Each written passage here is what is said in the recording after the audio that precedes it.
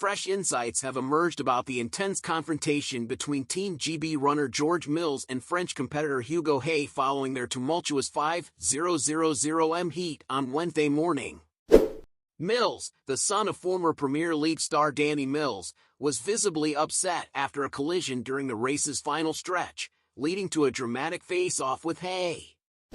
During the race, replays revealed Hay making a slight push towards Mills, which triggered a multi-athlete pile-up involving Spain's Thierry Ndiaye, refugee Olympic team athlete Dominic Lobalu, and Dutch runner Mike Foppen.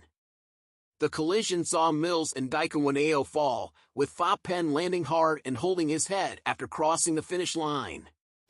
Despite the chaos, all four athletes, including Hay, were surprisingly allowed to advance to the final. As tensions ran high, Mills confronted Hay after the race. According to expert lip reader Jeremy Freeman, Mills approached Hay, pointed at him, and exclaimed, "Yes, you did," after Hay denied any wrongdoing.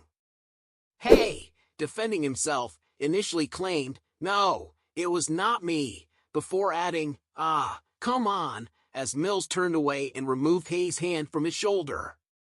Mills later recounted the incident, stating to the BBC, "I got stepped out on as I was about to kick on the home straight and boom, the French lad took me down."